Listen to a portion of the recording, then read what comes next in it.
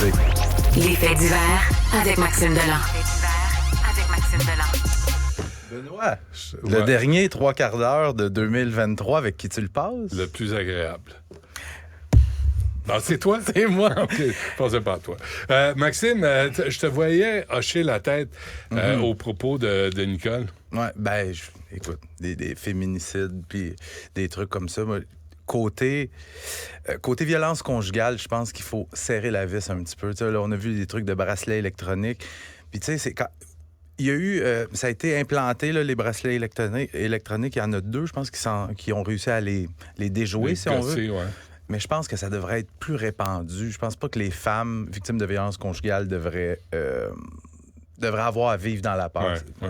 Bref. Et je pense pas qu'on devrait les mettre à la cheville, mais ça, c'est une autre affaire. Toi, tu veux nous parler du top 5 des faits divers, en tout cas, de 2023. Les plus marquants de l'année, parce que, tu sais, à cette chronique-ci, je t'ai raconté des drames, je t'ai raconté des tragédies. On a aussi réussi à mettre un peu d'humour là-dedans, ce que j'ai apprécié, mais malgré tout, moi, je fais le top 10 des faits divers les plus marquants de l'année depuis déjà 10 ans. Cette année, là, je me fais tout le temps une liste, j'en avais une trentaine. Ça a été une année particulièrement difficile. Ouais.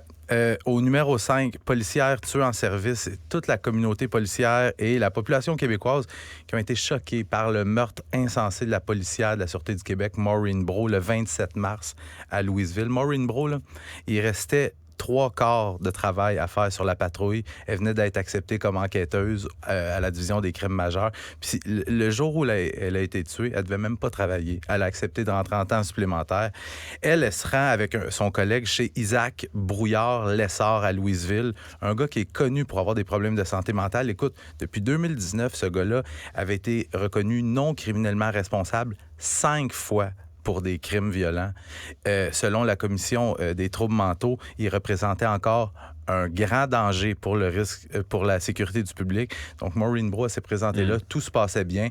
Et au moment de lui lire ses droits, parce qu'il fallait qu'il l'arrête pour une histoire de menace, il a saisi un sabre, il a frappé la policière au cou. Maureen Brault a déboulé les escaliers. Elle a poussé son dernier souffle quelques instants plus tard.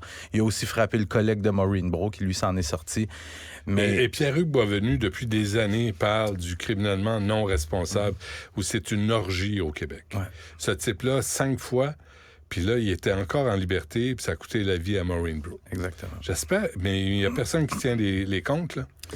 J'ai pas de chiffres à te fournir, mais oui, mais c'est une défense qui est quand même, je vais dire entre guillemets, facile. Du moment que ça file pas, tu vas voir dans le reste de mes faits divers dont je vais te parler, il y a d'autres cas de santé mentale. Numéro 4, les feux de forêt dévastateurs. Il y a un record vraiment de tous les temps qui a été battu au printemps et à l'été dans la province, alors que 4,5 millions d'hectares de forêt ont été réduits en cendres, soit, c'est une superficie, là, pour que les gens comprennent bien, c'est 6 500 000 terrains de football. Ça donne une idée. Les secteurs principalement touchés, on parle de l'Abitibi, Saguenay-Lac-Saint-Jean, Côte-Nord et Nord du Québec. La journée qui a vraiment tout changé, c'était le 1er juin. Il y a une ligne de foudre qui a frappé le Québec et a allumé à elle seule, cette ligne de foudre-là, 182 feux de forêt en une seule journée. Il y a eu des dizaines de milliers d'évacuations. Mais j'ai envie de te dire que par miracle, personne qui est mort là-dedans. Il y a eu des renforts des États-Unis, des pompiers de la France, du Portugal, l'Espagne, même de la Corée du Sud. Et même si 99,9% des incendies ont été allumés par la foudre, il y a quand même notre champion, Brian Paré, à Chibougamau, qui lui a allumé plusieurs feux de forêt intentionnellement. Il a été arrêté et il fait face présentement à 16 chefs d'accusation. Au numéro 3, conducteur fou à Amqui. Regarde, dans l'après-midi du 13 mars, Steve Gagnon qui embarque dans son pick-up et part dans une virée meurtrière. Il roule à haute vitesse au centre-ville d'Amqui, embarque sur le trottoir, fauche une dizaine de personnes, dont un bébé d'1 an dans une poussette. Il tue 3 hommes, des pères, des grands-pères, des maris. Encore aujourd'hui, on se demande pourquoi. On essaie de comprendre ce qui s'est passé dans la tête de ce gars-là pour partir dans un délire comme ça.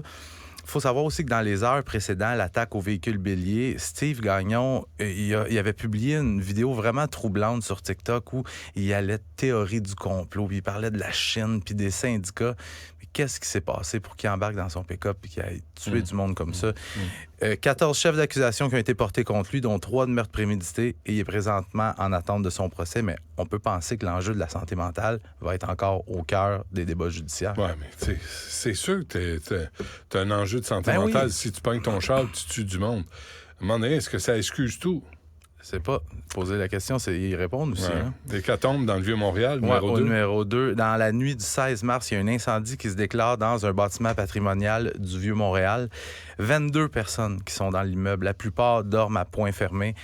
Il y a des gens qui sautent par les fenêtres quand l'incendie se déclare parce que ça se propage rapidement. Il y en a d'autres qui sont piégés à l'intérieur. Puis on peut penser à la jeune Charlie Lacroix qui appelle au 911 pendant que le feu est pris dans le logement où elle se trouve.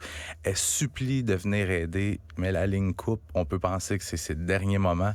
Le bilan de la tragédie, 7 morts, 9 blessés. On parle de l'incendie le plus meurtrier à Montréal des 48 dernières années. L'enquête qui est toujours en cours dans ce dossier-là, puis on le sait. Déjà, enquête en cours, enquête qui piétine. Oui, c'est ça. Tout le monde se marche sur les pieds, là, des conflits parmi l'équipe. Il y aurait des choses qui auraient été faites pas tout à fait legit, là, mais regarde, ça tourne un peu carré, cette enquête-là, mais on parle vraiment d'une enquête de meurtre parce qu'on a établi que c'est quelqu'un qui a allumé volontairement le feu. Il était insatisfait des services sexuels qu'il avait obtenus. Oui, tu sais, ça reste à voir. Je veux pas trop m'avancer là-dedans parce que je sais que ça fait grincer des dents là, au SPVM, mais force est d'admettre que l'enquête tourne carré pas mal. Ouais. Puis il y a une autre enquête en cours parallèlement à celle-là, une enquête de négligence criminelle qui vise le propriétaire du bâtiment. Et au numéro 1, sans l'ombre d'un doute, le fait divers le plus marquant de l'année, l'autobus qui fonce dans la garderie. Le matin du 8 février, il y a Pierre Saint-Amand, chauffeur d'autobus de la Société de transport de Laval. Regarde, un gars sans histoire, un gars apprécié de ses collègues.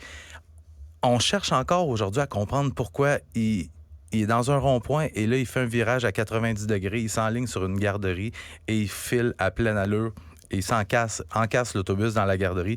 Dans la garderie, c'est la panique. Il y a des enfants coincés sous l'autobus. Pendant ce temps-là, Pierre Saint-Amand, lui, est en crise. Il se met tout nu dans son autobus. C'est des voisins qui arrivent pour le maîtriser en attendant l'arrivée des policiers. Dans la garderie, il y a 6 enfants qui sont blessés. Il y en a 2 autres qui sont tués. La petite Maëva, 5 ans. Le petit Jacob, 4 ans. La tragédie qui ébranle le Québec au grand complet. Ça va bientôt faire 1 an que ça s'est produit. On comprend toujours pas pourquoi. Oui. Et faudrait pas oublier aussi toutes les violences dans les cours d'école. Là. Les violences avec les couteaux, les gens qui se font poignarder. Là. C'est un réel problème. Il va falloir qu'on l'aborde. Il y a des conséquences à ça. On va assurément s'en parler souvent en 2024. Je peux juste te laisser avec une autre mauvaise nouvelle de dernière minute. En fait, les autorités qui confirment le décès du jeune hockeyeur de 11 ans qui avait reçu la rondelle à la gorge. Merde. OK. Maxime Delan, merci. Quand même. On se reparle l'année prochaine. Bonne année. Salut. Le balado de Benoît Dutrisac. À la télé dès le 11 janvier. Voir une radio pas comme les autres. Cube Radio. Bientôt à l'écran.